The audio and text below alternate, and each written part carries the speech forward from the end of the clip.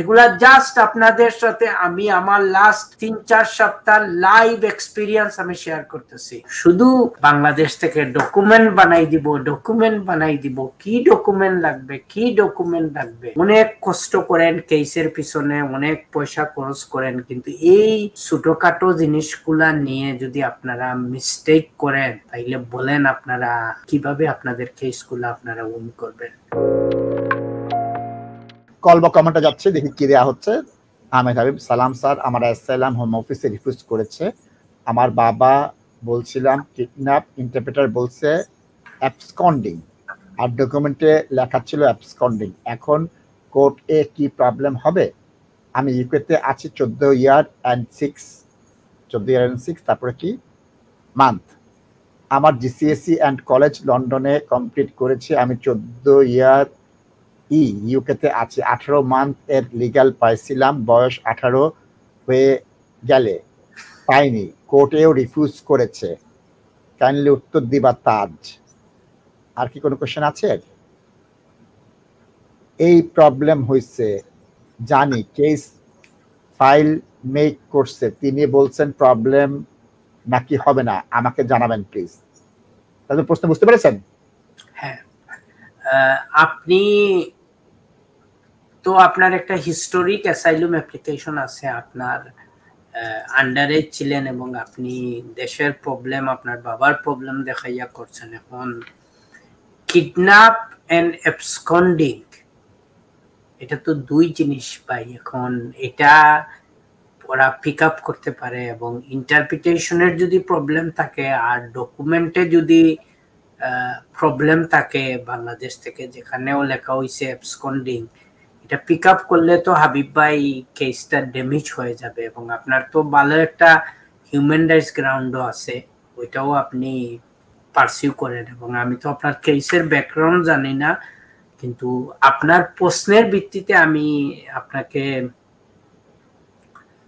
Just বলতেছি যে এই প্রোগ্রাম শুরু হওয়ার ঠিক 10-15 মিনিট আগে এখনো আমার নিচে একজন সলিসিটার একটা অ্যাসাইলুমের কেস রেডি করতেছে। It's a very high profile case, এবং সে বাংলাদেশ থেকে একটা ডকুমেন্ট আনা হয়েছে। It's a very lengthy document, expert report, এবং সে আমাকে 50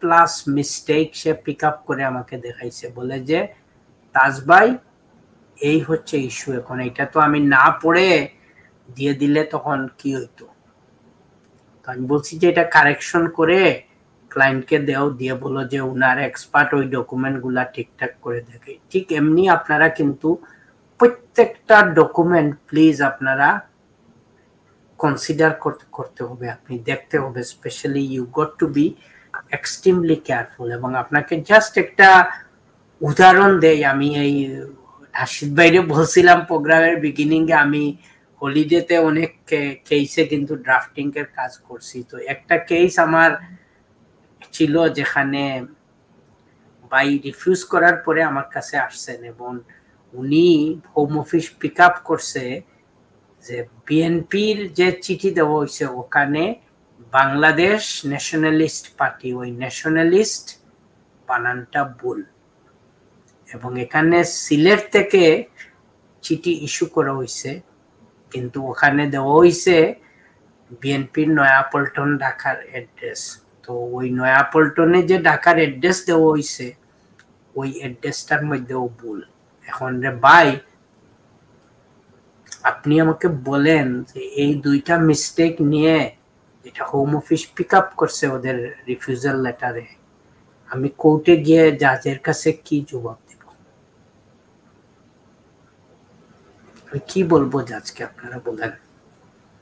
একটা চিঠি লেখার সময় লেটার হেডে তো মিস্টেক হইতে পারে না, কিন্তু লেখার মধ্যে গ্রামার হইতে পারে, স্পেলিং হইতে পারে, অনেক কিছু হইতে পারে। আমরাও অনেক সময় ড্রাফটিং করি, আমাদেরও অনেক ভুল হয়, কিন্তু ইট ডাজন্ট মিন দ্যাট এটা রং ডকুমেন্ট, প্রবলেমেটিক ডকুমেন্ট। কিন্তু আজকে যদি তার সলিসিটারের লেটার হেডের মধ্যে ভুল থাকে, আমাদের অ্যাড্রেসে ভুল থাকে, তাইলে আপনি বলেন এই লেটারটার ভ্যালু কতটুকু থাকবে এবং একজন জাজ এটাকে কোন চোখে দেখবেন। সো প্লিজ বিনয়ের সাথে রিকোয়েস্ট করতেছি, অনেক কষ্ট করেন কেসের পিছনে, অনেক পয়সা খরচ করেন, কিন্তু এই ছোটখাটো জিনিসগুলা নিয়ে যদি আপনারা মিস্টেক করেন তাইলে বলেন আপনারা কিভাবে আপনাদের কেসগুলো আপনারা উইন করবেন। So please please be careful with this. এবং শুধু বাংলাদেশ থেকে ডকুমেন্ট বানাই দিব, কি ডকুমেন্ট লাগবে ওগুলা করেন না। আর ওই যে কতগুলা তমিজের বাচ্চারা আছে বাংলাদেশে, this is my right word, এরা প্রথমত আপনাদের লাইফ নষ্ট করতেছে, দ্বিতীয়ত আমাদেরকে মানসিকভাবে অসুস্থ করে দিতেছে, because they are producing this documents এবং আপনাদের ব্রেইন ওয়াশ করে ওখান থেকে টাকা পয়সা নিতেছে, নিয়ে তারপরে আপনাদেরকে কোনো ধরনের সহযোগিতা করতেছে না এবং এই ডকুমেন্ট গুলা ফলস হয়ে যায়। তারপরে আপনি থানায় দিলেন 2 লাখ, 2.5 লাখ, 3 লাখ দিয়ে কেস বানাইয়া আনলেন, তো ওসি সাহেব তো বদলি হয়ে গেলেন কিছুদিন পরে, বা এসআই বদলি হয়ে গেলেন, তো বাকি নতুন অফিসার কি আপনার এই বানানো কেসকে কি সাপোর্ট করবে? So you got to be very very careful with this Nashid ভাই। এবং এইগুলা প্রত্যেক দিন আমাদের কাছে আসতেছে এবং আমরা এইসব জিনিসগুলা নিয়ে এত সাফারিং করতেছি দর্শক, কারণ আমরা এগুলা তো সংশোধন করা ভেরি ডিফিকাল্ট আমাদের জন্য হয়ে যায়।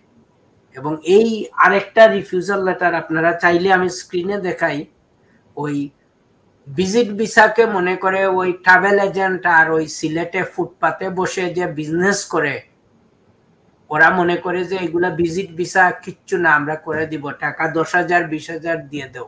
আপনারাও বললেন যে তার সলিসিটারে গেলে পয়সা নিবে, আমরা তো 10,000 পাউন্ডে টাকা খরচ করে কাজ করাইতেছি, কত বড় গুট্টা মারছি নাশিদ ভাই।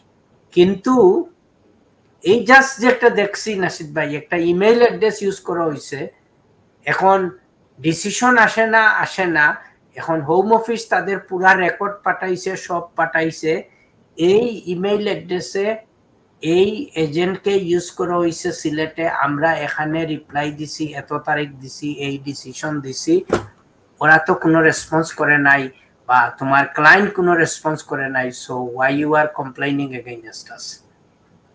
তো ওইসব ইমেইল ওরা আদৌ অপারেট করেনি, চেক করেনি, এখানেও তো একটা ইস্যু না নাসিদ ভাই। কারণ আপনার কন্টাক্ট ডিটেইলস, আমি বলতেছি না আমাদের কাছে আপনারা আসেন, কিন্তু আপনি তো স্পন্সর হিসাবে আপনার বাবা মা ভাই যার জন্যই অ্যাপ্লিকেশন করছেন, আপনি এটলিস্ট আপনার ইমেল অ্যাড্রেস দেন ফর্মের মধ্যে, আপনার ইউকে কন্টাক্ট ডিটেইলস দেন, এটলিস্ট আপনার ইমেইলে আসলে এটলিস্ট আপনি ওটা চেক করতে পারবেন, আপনি দেখতে পারবেন যে ওরা কি করছে না করছে। এটা নাশিদ ভাই একটা ডিফিকাল্ট প্রবলেম হয়ে গেছে আমাদের জন্য।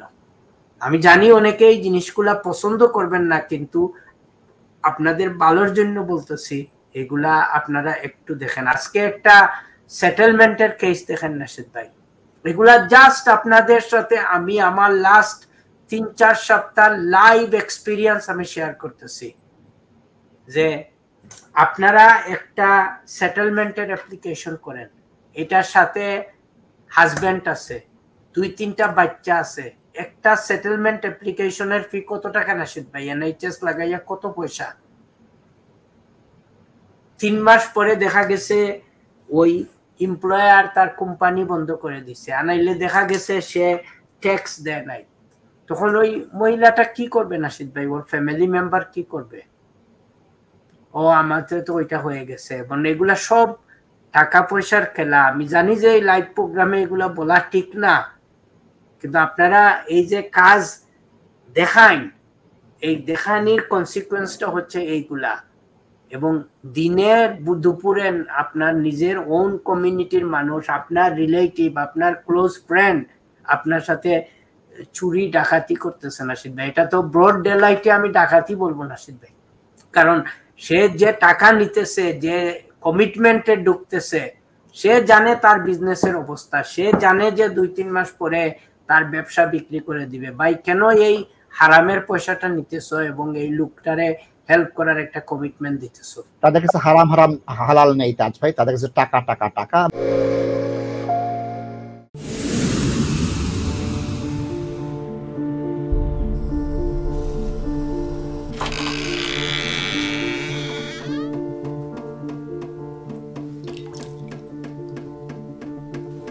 ইংল্যান্ডে আমরা চাইলেও অনেক কিছু করতে পারি না, অনেক ঝামেলা। হায় রে হায়, লন্ডনের এই জীবনে ঝামেলার কোনো শেষ নাই। আমি লাল, আমার ইমিগ্রেশন, ঘর, ব্যবসা সবকিছুর ঝামেলার সমাধানে সবসময় পাশে আছে Taj solicitor. Taj solicitors, believe in service.